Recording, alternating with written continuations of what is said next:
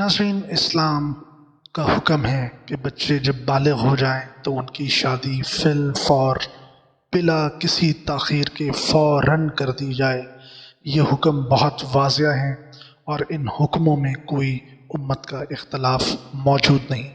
लेकिन अफसोस से कहना पड़ता है कि हमारे मुआशरे में आज पूरा मुआशरा बिल इत्तिफाक एक बात पे खड़ा है कि बच्चों की शादी तब की जाए जब वो अपने पाँव पे खड़े हो जाएं, जब वो कमाने लगें। मकसद ये है कि वो माली तौर पे किसी पे बोझ ना बने, अपना बोझ खुद उठाएं, तब वो शादीशुदा ज़िंदगी गुजारने के हकदार हैं। अगर वो अपना बोझ नहीं उठा पाते तो उनको सज़ा के तौर पर ये हक नहीं कि उनकी शादी की जाए। ये मुआशरे में रुझान ऐसा बन चुका है कि पूरे का पूरा मुआशरा, पढ़े लिखे अफराद, बाअसर अफराद, हर तरह का मुआशरे का तबका इस बात पे मुत्तफिक है। तो नाज़रीन, आइए देखते हैं इस बात की क्या हकीकत है। चलें शुरू करते हैं कि इंसान की पैदाइश से जब वो पैदा होता है तो वो इस काबिल नहीं होता कि वो कमा के खा पी सके। उस बच्चे के लिए माँ और बाप मिल के उसकी खिदमत करते हैं।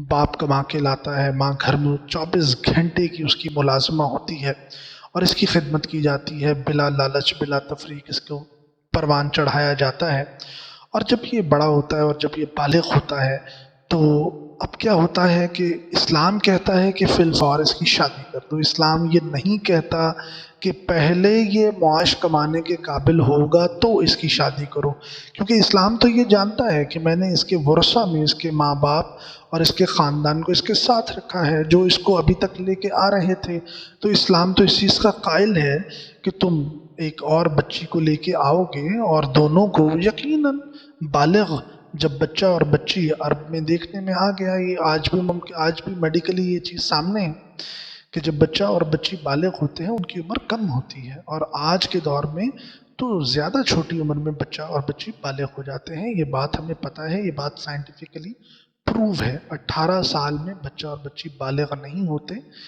जिनसी तौर पे बच्चा और बच्ची बहुत पहले 18 साल की उम्र से कई साल पहले बालिग हो जाते हैं। डिफरेंट बच्चों में और बच्चियों में इसकी उम्र प्लस माइनस होती है, लेकिन 18 साल से बहुत पहले ये हो जाता है। तो इस्लाम तो इस चीज़ का कायल था कि जब बच्चा और बच्ची बालिग हो, उनकी जिनसी ख्वाहिश पैदा हो, तो जिस तरह तुम खाना उनको देते रहे और वो जब खाना खाते थे तुम खुश होते थे, और जब वो खाना नहीं खाते थे, बीमार होते थे, तो तुम माँ बाप डॉक्टर के पास भागते थे, परेशान हो जाते थे। तो तुम उसी सोच के हामिल रहोगे और तुम इस बच्चे और बच्ची की शादी करोगे और शादी के बाद वो अपनी तालीम भी जारी रखेंगे और इसी तरह वो आहिस्ता आहिस्ता हुनर सीख के, काम काज सीख के, तो लड़का काम करने लगेगा और लड़की घर का काम करती रहेगी। जैसे तुम्हारी बेटियां हैं तुम्हारे घर में, इसी तरह एक बेटी को ले आओगे। इस्लाम तो इस सोच का कायल था। इस्लाम ने तो ये हुक्म दिया कि ऐसा ना हो कि तुम्हारे बच्चे ज़नाकारी में मुलव्वस हो जाएं, क्योंकि उनकी जिस्मानी हाजत है। अगर वो इस जिस्मानी हाजत, तुम उनके सरबराह हो, तुम हलाल तरीके से जिस्मानी हाजत उनको पूरी नहीं करने दे रहे हो, तो वो क्या करेंगे? फिर क्या होगा? ज़माने में बेराह रवी होगी। बच्चे और बच्चियां हराम तरीके से अपनी जिस्मानी ज़रूरत को पूरा करने की कोशिश करेंगे, जो उनकी रोज़मर्रा की ज़रूरत है। ये तो तुम ऐसे ही कर रहे हो कि जैसे एक आदमी को 3 वक्त खाना चाहिए और तुम उससे खाना छीन लो और तुम उसे कहो कि जब तुम कमाने के काबिल हो जाओगे, जब तुम कमाने लगोगे तब तुम खाना खाना। अब तो आपने इसको चोर और डाकू बना दिया। वो तो दूसरे की जान, दूसरे की गर्दन उड़ा के भी अपनी जान बचाएगा, वो खाना खाएगा, उसको तो अच्छाई बुराई की सूझ नहीं होगी। इस्लाम ने कहा कि जब तुम्हारी जान जा रही हो तुम हराम खा के भी अपनी जान बचाओ। क्यों कहा? क्योंकि इंसान की उस वक्त सूझबूझ ख़त्म हो जाती है जब वो जान बचाने। तो इसलिए हुक्म फरमाया कि तुम हराम खा के भी अपनी जान बचा लो, और जब तुम्हारी जान बच जाए फिर तुम पे नाफिज होंगे अहकामात हलाल के।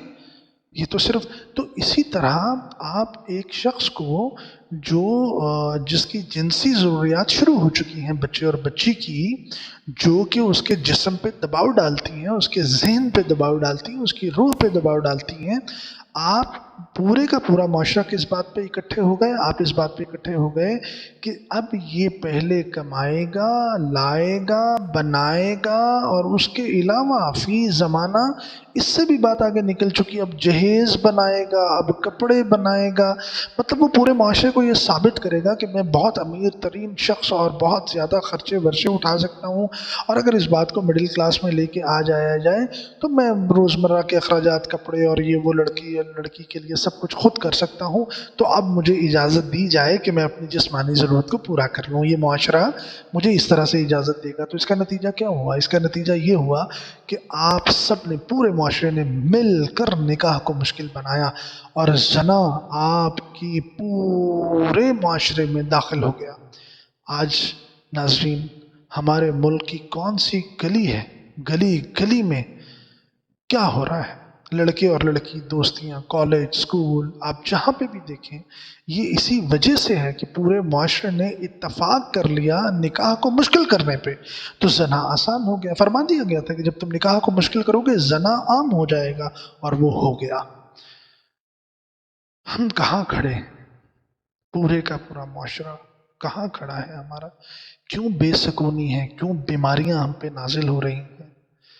नाजरीन, गलती किससे नहीं होती? हर इंसान गलती करता है, सिर्फ फरिश्ता गलती नहीं करता।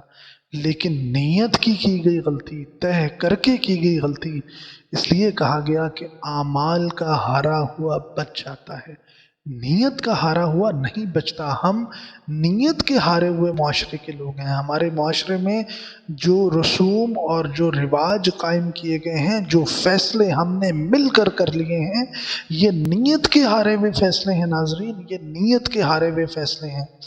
सोचिए कि वो बच्चा जिसको हम खिला रहे हैं, पिला रहे हैं, उसके कपड़े सब कर रहे हैं, हमारा बच्चा है। अब जब एक बच्ची को लाना है तो क्या उसके वो अखराजात कितने हैं? कुछ भी नहीं है। उसी घर में आना है, उसी घर में रहना है। क्या मामला है? कोई मामला नहीं है। लेकिन प्रॉब्लम ये है कि नहीं, पहले ये कमाएगा, फिर हमारा बोझ उठाएगा, फिर हम पे लगाएगा, हमने भी इस पे लगा। अब सौदाबाजी शुरू हो चुकी है। तो जब सौदेबाजी शुरू हो जाती है, आपने अपने बच्चे को सौदेबाजी से पाला था, हुँ? तो इस्लाम का जो हुक्म था हमने उसे मस्ख़ कर दिया कि बच्चे के